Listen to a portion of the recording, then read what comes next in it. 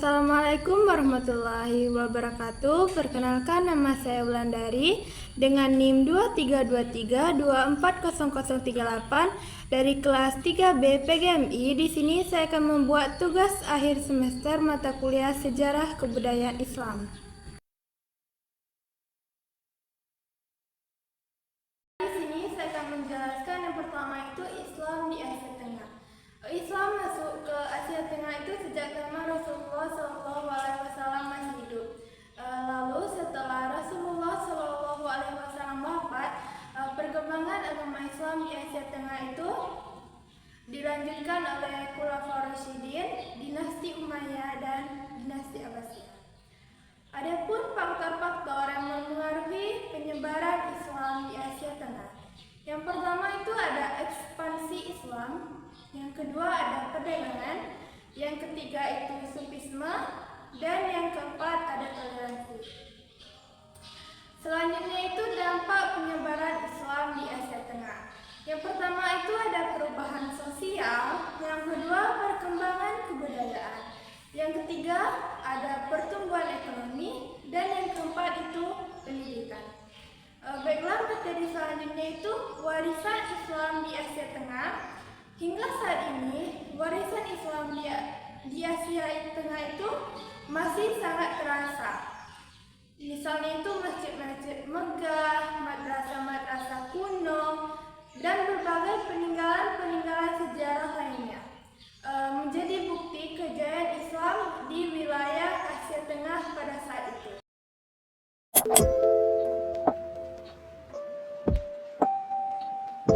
Baik, lanjut materi yang kedua itu ada Islam di Indonesia. Yang pertama itu penyebaran Islam masuk ke Indonesia. Pedagang-pedagang Muslim asal Arab, Persia, dan India sampai ke kepulauan Indonesia untuk berdagang sejak abad ke-7 Masehi.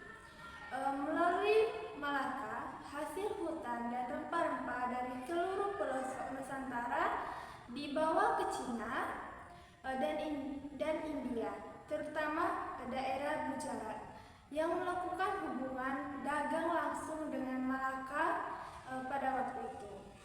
Yang kedua yaitu tokoh-tokoh penyebaran Islam di Indonesia.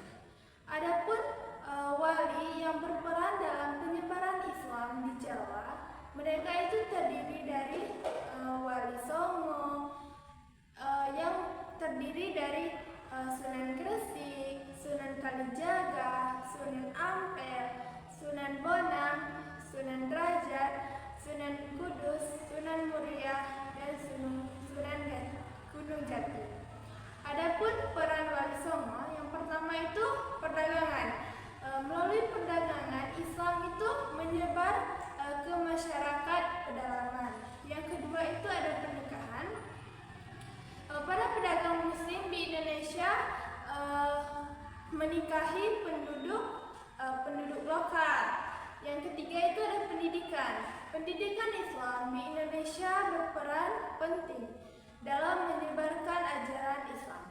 Yang ketiga itu ada kerajaan-kerajaan Islam mulai terbentuk di kepulauan Indonesia. Yang pertama itu ada kerajaan Malaka, yang kedua ada kerajaan Aceh, kerajaan Banten, kerajaan Goa, Makassar, dan kerajaan Maluku. Itulah kerajaan-kerajaan Islam yang terbentuk di kepulauan Indonesia atau seluruh Indonesia.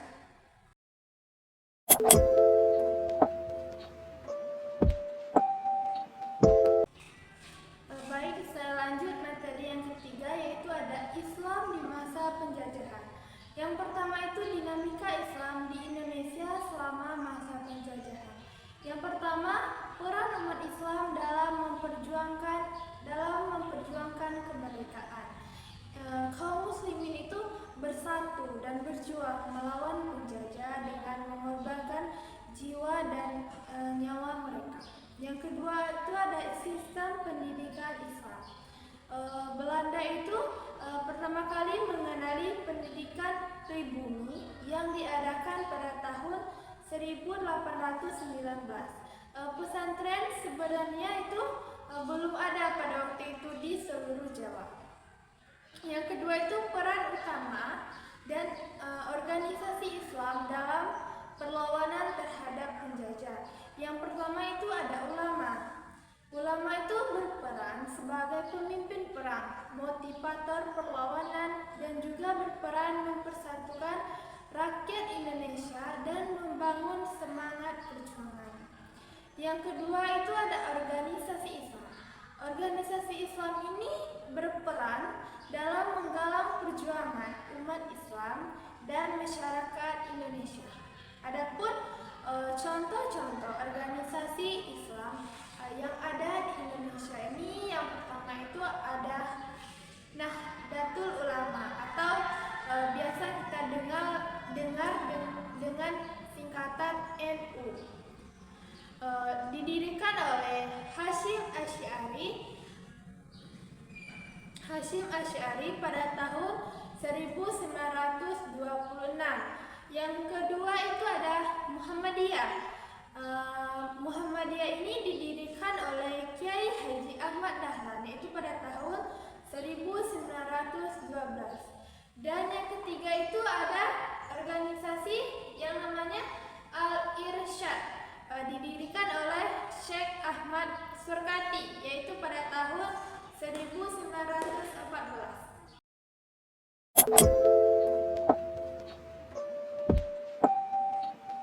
Perkembangan Islam pasca kemerdekaan Indonesia. Yang pertama itu ada kontribusi dalam bidang pendidikan. Organisasi Islam seperti NU atau Nahdlatul Ulama dan Muhammadiyah itu telah berperan dalam meningkatkan kualitas pendidikan dengan mendirikan sekolah-sekolah dan madrasah yang mengintegrasikan nilai-nilai agama dengan pendidikan umum. Yang kedua itu ada kontribusi dalam bidang sosial. Nahdlatul Ulama atau NU dan Muhammadiyah itu terlibat dalam berbagai kegiatan sosial yang mencakup bantuan kemanusiaan, kesehatan, dan pemberdayaan masyarakat, termasuk pendirian rumah sakit, panti asuhan, dan lembaga pendidikan yang membantu kelompok yang kurang mampu. Sedangkan yang ketiga itu ada kontribusi dalam bidang politik. Organisasi Islam seperti NU dan Muhammadiyah itu memainkan peran kunci dalam mempromosikan dialog politik yang inklusif dan berusaha untuk mengintegrasikan nilai-nilai agama dalam kebijakan publik. Namun, politik oleh partai-partai Islam ini menghadapi tantangan dalam mengintegrasikan prinsip-prinsip agama dengan kebijakan publik yang plural.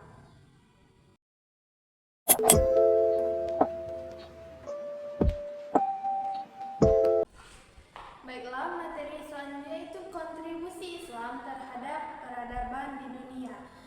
Islam itu memberikan kontribusi besar dalam pengembangan ilmu pengetahuan.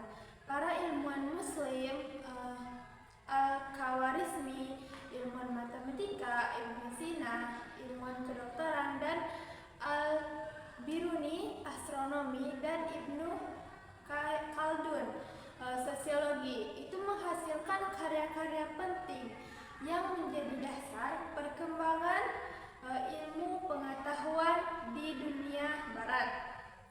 Jadi kesimpulannya itu Islam memberikan kontribusi yang signifikan terhadap peradaban dunia dalam berbagai bidang seperti ilmu pengetahuan, seni, ekonomi, hukum, dan hubungan antar bangsa.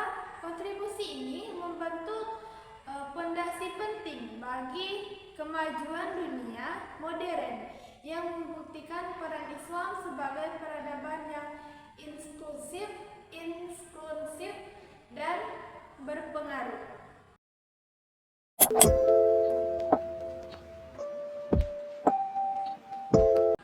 Baiklah, materi yang terakhir itu ada Islam kontemporer di Indonesia.